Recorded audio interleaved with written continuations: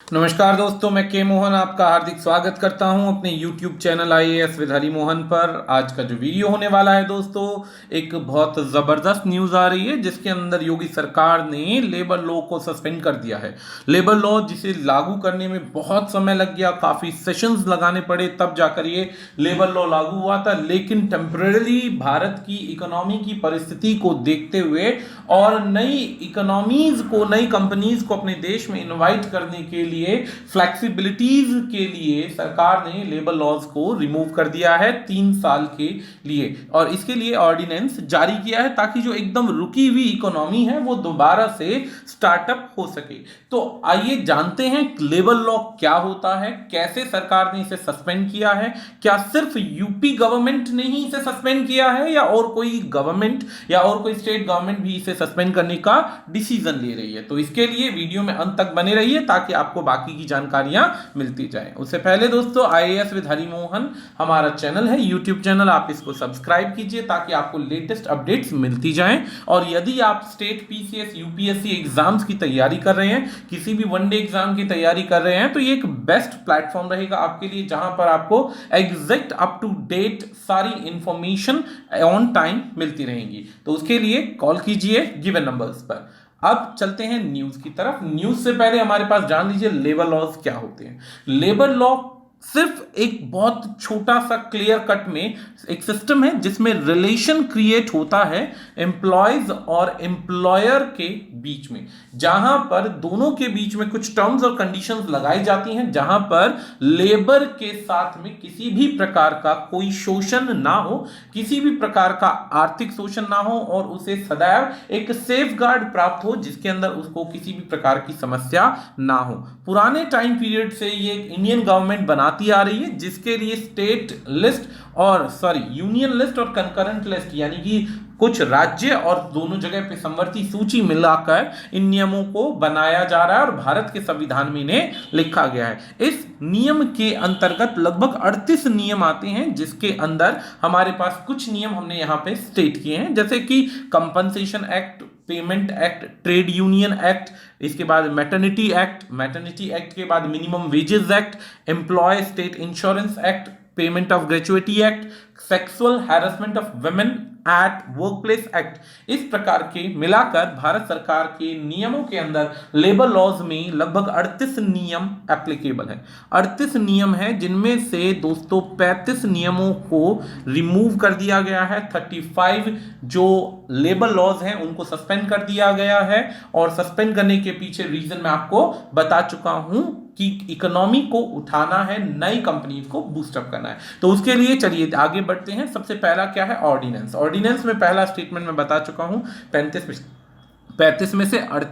में से 35 नियम हटाए जा चुके हैं। इसके लिए आनंदीबेन के पास इस ऑर्डिनेंस को पास होने के लिए भेजा गया है, क्योंकि इसमें कंकरेंट लिस्ट भी है। तो इस नियम के यहां पर पास होने के बाद में सेंट्रल गवर्नमेंट के पास जाएगा और प्रेसिडेंट से अप्रूवल होने के बाद ही ये लेबर लॉ जो सस्पेंशन एक्ट है, ऑर्डिनेंस है, ये पास हो पाएगा। इसके लिए सरकार ने इसको नाम दिया है Uttar Pradesh temporary exemption for certain labour laws ordinance 2020। इसमें एग्जम्पशन मिलेगी फैक्ट्रीज, बिजनेस एस्टैब्लिशमेंट, इंडस्ट्रीज, जितनी भी ये सेक्शन है, यानी कि जो भी मैन्युफैक्चरिंग इंडस्ट्रीज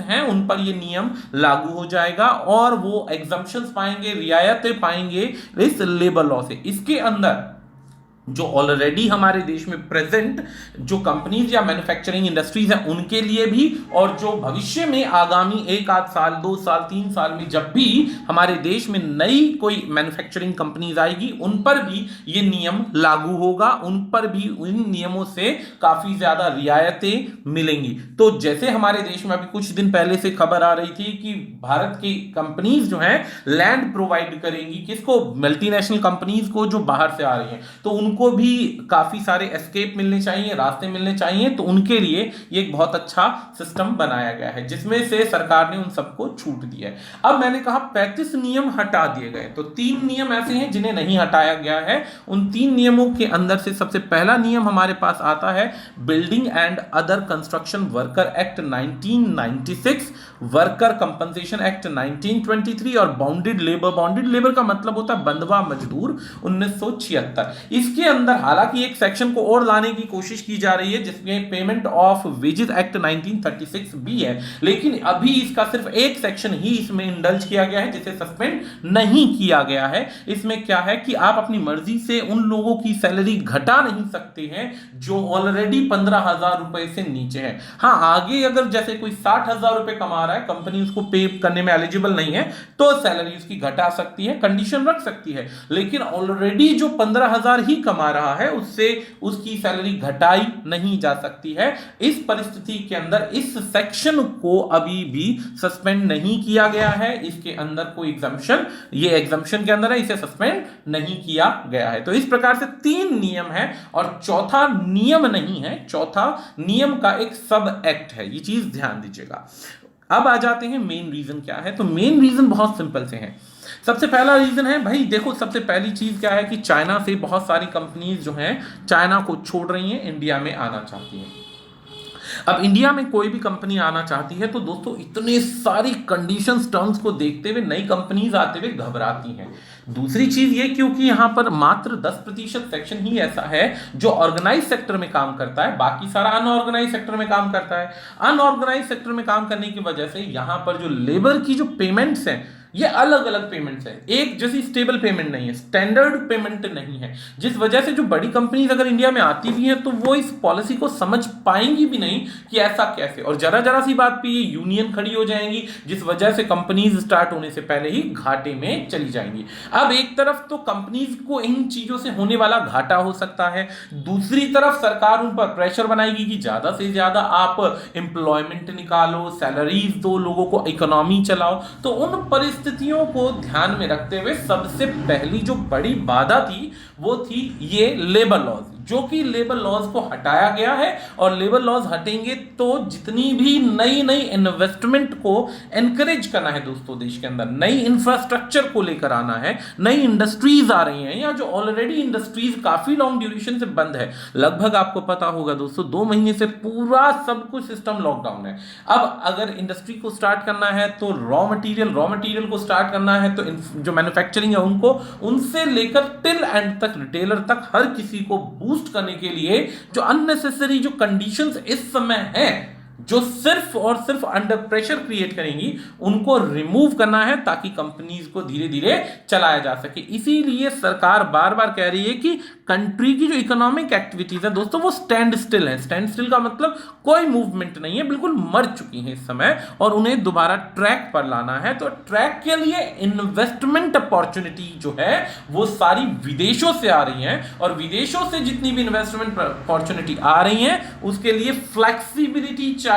और फ्लेक्सिबिलिटी कब मिलेगी? जब ये लेबर लॉज कम होंगे या ना के बराबर होंगे। इसी वजह से 3 साल के लिए इन्हें सस्पेंड कर दिया गया है कि कम से कम 3 साल तक, जब तक इकोनॉमी अपनी दोबारा उसी रनिंग कंडीशन में नहीं आ जाती तब तक ये नियम बिल्कुल एग्जम्प्टेड रहेंगे, बंद रहेंगे। इसका जो नाम दिया गया है वो Uttar Pradesh temporary exemption from certain labour laws ordinance दिया गया है। अब इसके कुछ एडवांटेजेस हैं, कुछ डिसएडवांटेजेस हैं। एडवांटेजेस भी हैं, डिसएडवांटेजेस भी। दोस्तों देखो, कोई भी परिस्थिति आती है एकदम, इस समय सबसे बड़ा डिसएडवांटेज क्या है कि पूरा का पूरा देश अपने घरों में बैठा हुआ है।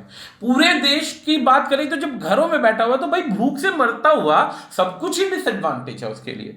लेकिन जब वो ऑलरेडी अगर रनिंग बिजनेस में होता, तब कुछ नियम कम होते, तब समझ में आता कि डिसएडवांटेज है। अब इस परिस्थिति को ऐसे समझिए, सबसे पहला पॉइंट देखिए, सबसे पहला पॉइंट क्या है कि एडवांटेज की बात करें तो हमारे पास जितनी भी कंपनीज, इंडस्ट्रीज, फैक्ट्रीज जो हैं अंडर प्रेशर हैं। अंडर प्रेशर क्या? सबसे पहला प्रेशर भाई बड़े बड़े बैंकों से लोन चल रहा है उनके ऊपर। दूसरा प्रेशर क्या है? जो नीचे लेबर है उनको परमानेंट सरकार के आधार पे सैलरी देना ही देना है, चाहे काम हुआ या नहीं हुआ आपको सैलरी पे करना है, क्योंकि लेबर लॉ का कंडीशन है। तीसरी परिस्थिति क्या, जिस जगह पर बैठे हैं वहां के टैक्सेस बहुत ज्यादा हैं। चौथी कंडीशन क्या, ट्रांसपोर्टेशन बंद है। तो ऑलरेडी जो कंपनीज अंडर प्रेशर पर जो बर्डन बियर कर रही हैं उसको कम करना है, नहीं तो ये प्रेजेंट कंपनियां भी आपके देश से भागने का डिसीजन ले लेंगी। इसी वजह से इन सभी चीजों को दोबारा से लाने के लिए और एग्जिस्टिंग एम्प्लॉयमेंट बनाए रखने के लिए फ्लेक्सिबिलिटी बहुत ज्यादा जरूरी है।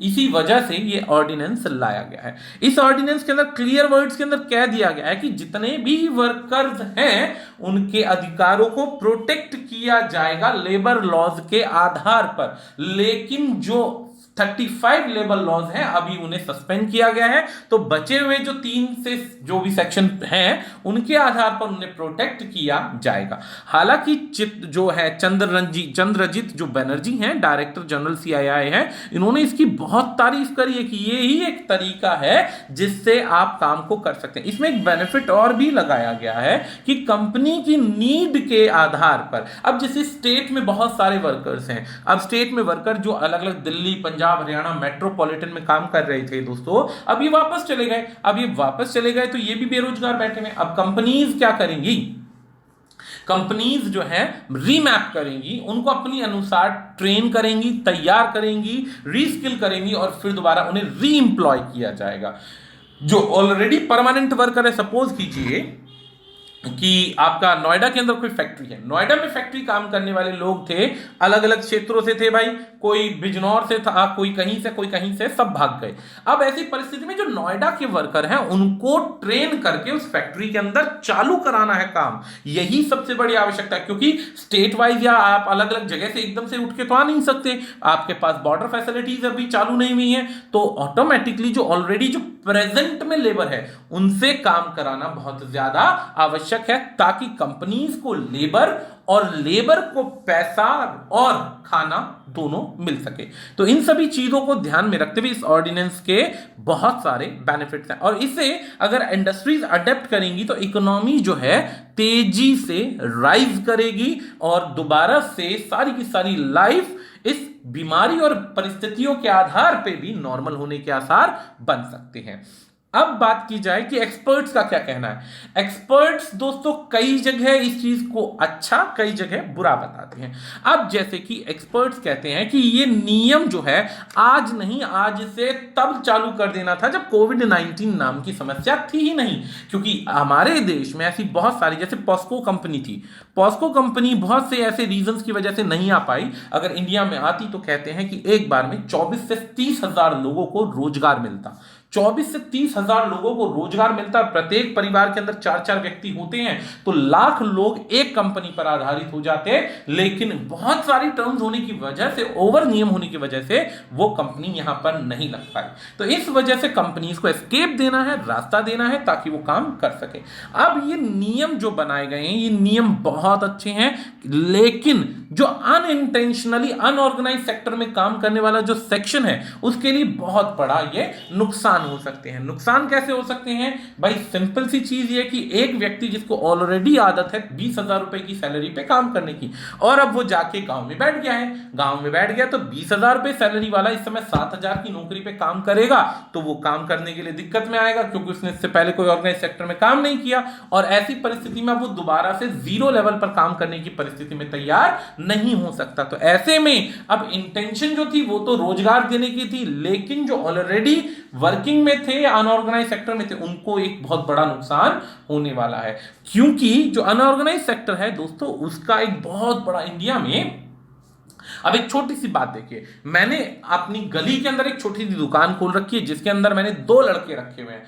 मैं खुद अपने काम को सरकार के सामने दिखाता नहीं तो मेरा अनऑर्गेनाइज सेक्शन का काम हो जाएगा, अनऑर्गेनाइज सेक्टर का काम हो जाएगा, तो वो जो 2 लेबर हैं वो जो है उनको के पास मुझे डिपेंड रहना पड़ेगा और उनकी मनमानी मुझे सैलरी देनी पड़ेगी। लेकिन अब जैसे लॉकडाउन के अंदर मेरा काम बंद है तो उनकी जो कॉस्ट है वो तो उतने ही लेवल पर बन गई, वो क्या हो गई, कॉस्टली हो गई। यही परिस्थिति पूरे देश के अंदर है कि अलग अलग जगहों पर अनऑर्गेनाइज सेक्टर में काम करने वाले लोगों की जो सैलरीज हैं बहुत ज्यादा है, और कंपनीज के पास इतना पैसा नहीं होता जो अलग अलग लेवल पर कम काम पर ज्यादा सैलरीज दे।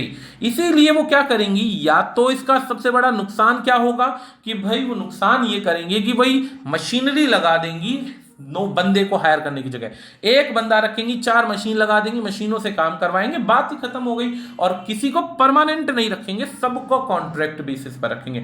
अब इसमें समस्या क्या आ जाएगी कि जो ऑलरेडी परमानेंट वर्कर है, सपोज कीजिए मैंने किसी कंपनी में 20 साल काम किया, मेरा ग्रेचुइटी फंड या पीएफ जो है वो बन रहा है, लेकिन कंपनी का नया नियम आया तो एकदम से पुराने नियम खारिज हो गए, तो मेरा जो फंड्स हैं वो भी खत्म होने के आसार हो सकते हैं। तो ऐसे में जो मेरी पूरी 20 साल की मेहनत है वो भी डिस्टर्ब हो जाएगी। तो इससे बहुत बड़ा नुकसान हो सकता है। गवर्नमेंट ने बनाया फायदे के लिए, लेकिन इस समय परिस्थिति के अंदर नुकसान होने के भी बहुत आसार हो सकते हैं। अब इसके अंदर कहा गया कि इंडिया में 90% जो इंडियन लेबर है वो जो है उन्हें पता ही नहीं कि लीगल प्रोटेक्शन एक्ट क्या है। 90% लोग ऐसे हैं जिनको लीगल प्रोटेक्शन एक्ट के बारे में पता ही नहीं है। वो काम कर रहे हैं अनऑर्गेनाइज सेक्टर के अंदर। अब जैसे फॉर्मल सेक्टर हो गए, लेबर इंस्पेक्टर हो गए, मिडिल मैन हो गया, ये सोशलिस्ट हो गए, ये बेसिकली कॉस्ट कटिंग के लिए इनको लगा तो देते हैं काम पर, लेकिन इनके लिए किसी भी प्रकार की कोई प्रोटेक्शन नहीं होती है, कोई प्रोटेक्शन नहीं होती। अभी हाल ही के अंदर क्या हुआ कि बवाना के अंदर एक फैक्ट्री थी, कांच फैक्ट्री में ड्यू टू सम रीजन कुछ मिसहैपनिंग हुई, घटना हुई। वहां पर 15 बच्चे निकले और 20 बंदों की लेबर में 15 बच्चे, यानी 35 व्यक्तियों में से 15 बच्चे निकले। 15 बच्चे वो निकले जो दिखने में हष्ट-पुष्ट थे, लेकिन जब उनकी उम्र का पता लगाया गया तो वे सारे के सारे अंडर यानी बाल थे, छोटे थे। अब उन्हें पता ही नहीं है। तो ऐसी परिस्थिति के अंदर अब कौन जिम्मेदार है? ऐसे में अनऑर्गेनाइज सेक्टर में काम चल रहा है, पता है नहीं, तो चलो जी ठीक है, नुकसान हो जाता तो प्रॉब्लम बढ़ जाती। अब आर्ग्यूमेंट की बात करते हैं। तो आर्ग्यूमेंट यानी अगेंस्ट क्या नियम बनाए गए हैं। अगेंस्ट नियम के अंदर सबसे पहला नियम है कि भाई भारत की पॉपुलेशन बहुत बड़ी है, और भारत की जो पॉपुलेशन इतनी बड़ी है उसमें से मात्र 10 से 15% व्यक्ति ही ऑर्गेनाइज सेक्टर का हिस्सा है, बाकी हिस्से अनऑर्गेनाइज सेक्टर के हैं। अगर इस 10% हिस्से को अंदाजे के अनुसार आप माने तो ये 10% हिस्सा भी बहुत बड़ा है, जिससे इस प्रकार का अफेक्ट होने के आसार ज्यादा हैं। इससे नियम बनेगा और इससे प्राइवेट कंपनीज जो आएंगी उससे इनको लॉस हो सकता है। अब इसी बात को ध्यान में रखते हुए सरकार ने आज से पहले 2008 के अंदर ही अनऑर्गेनाइज सेक्टर वर्कर्स के लिए सोशल सिक्योरिटी एक्ट बनाया था 2008 के अंदर, ताकि अनऑर्गेनाइज सेक्टर के वर्कर्स को भी पूरी सुरक्षा प्रदान की जा सके। लेकिन ईमानदारी से आज तक किसी भी स्टेट ने इस नियम को इंप्लीमेंट नहीं किया, किसी भी स्टेट ने इसे ध्यान नहीं दिया। अब ध्यान नहीं दिया तो इससे प्रॉब्लम आई। इसकी एक आर्ग्यूमेंट अगेंस्ट में भी क्या है कि जो परमानेंट वर्कर्स हैं, हर साल या 2 साल में जिनकी सैलरी बढ़ाने का कंपनी पे प्रेशर रहता है, अब कंपनी क्या कर सकती हैं कि हर 2 साल में सैलरी बढ़ाने की जगह बंदे को या तो उसी सैलरी पे काम करने के लिए मजबूर कर सकती हैं या फिर उनका टर्मिनेशन दे सकती हैं। और टर्मिनेशन देकर परमानेंट वर्कर्स के बाद फिर से रखे जाएंगे टेम्परेरी वर्कर की ना तो सैलरी बढ़ानी पड़ेगी ना और कुछ। इससे कंपनीज के जो ये नियम है, ये नियम नुकसानदायक हो सकते हैं। इसके अंदर बहुत सारे लोगों का, एक्सपर्ट्स का ये भी कहना है, जिसमें उर्वी मोहन नाम की एक लॉयर हैं, जिन्होंने बोला कि ये पूरे के पूरे लेबर लॉ को धार पर रखकर बनाया गया है, उनको डिसरिगार्ड किया गया है, अनफेयरली मीनिंग्स हैं इनके, बायस तरीके से बनाया गया है, इन्हें रोकना चाहिए और इस पर सेंट्रल गवर्नमेंट को भी कोई सख्त कदम उठाए जाने चाहिए, इसे पास नहीं किया जाना चाहिए और अपोजिशन को या अदर पार्टीज को इसका विद्रोह करना चाहिए। ऐसे कुछ व्यूज औरों के भी आ रहे हैं। लेकिन जब अभी बेसिकली यूपी गवर्नमेंट ने इस नियम को अभी ऑर्डिनेंस से पास होने के लिए भेजा ही है गवर्नर के पास, इसी बीच में शिवराज चौहान एमपी के, मध्य प्रदेश के जो हैं, उन्होंने भी अनाउंस कर दिया कि भाई लेबर लॉज में बदलाव किया जाएगा 1000 डेज के लिए। 1000 डेज का मतलब वही 3 साल हो गया, 365 दिन, यानी 2-2.5 साल लगा लीजिए। 2 या 2.5 या 3 साल के लिए एमपी गवर्नमेंट भी अपने नियमों को रेगुलेट करना चाहती हैं ताकि जॉब्स को इंक्रीज किया जा सके और डूबी हुई इकोनॉमी को फिर से तैराने की कोशिश की जा सके। हालांकि ऐसा धीरे धीरे अब काफी सारी स्टेट गवर्नमेंट्स हैं, ये भी धीरे धीरे अपने व्यूज को उठा रही हैं। इसी बीच में जिन राज्यों में बेसिकली ऐसी पार्टीज नहीं है, यानी कि रूलिंग पार्टी नहीं है, अपोजिशन है, विद्रोह की, यानी कि बेसिकली कांग्रेस या अदर पार्टी सिस्टम है, तो वहां पर 8 अपोजिशन पार्टीज है, 8 पार्टीज ऐसी हैं जिन्होंने प्राइम मिनिस्टर कोविंद को लेटर लिखा है, और लेटर लिखने के साथ साथ उन्होंने 14 करोड़ वर्कर्स के क्लेम का हवाला देते हुए कहा है कि इससे लोग ऑलरेडी जॉब खोए बैठे हैं और पता चले कि नौकरी पे जाएं और पता उन्हें बाद में चले कि उसे पहले ही निकाल दिया गया। तो उन्होंने कहा कि इस परिस्थिति के अंदर आप कुछ ऐसे सख्त कदम ले ताकि इस नियम को रोका जा सके। अब देखते हैं कि यह नियम रुकता है या पास होता है, क्योंकि इसके अंदर पॉजिटिव एटीट्यूड ज्यादा है, विदेशी कंपनियों को लाना कंपलसरी है और पूरे देश की इकोनॉमी को चलाना भी बहुत ज्यादा जरूरी है। तो ऐसी परिस्थिति के अंदर सरकार, देखते हैं अब सेंट्रल गवर्नमेंट क्या कदम लेती है, जैसे ही होगा उससे रिलेटेड हम आपको इंफॉर्मेशन जरूर देंगे। आशा करते हैं टॉपिक आपको समझ में आया होगा। पसंद आए तो शेयर करना मत भूलिएगा, सब्सक्राइब करना मत भूलिएगा दोस्तों। आपकी यही हेल्प हमारे लिए बहुत मोटिवेशन का काम करती है। धन्यवाद।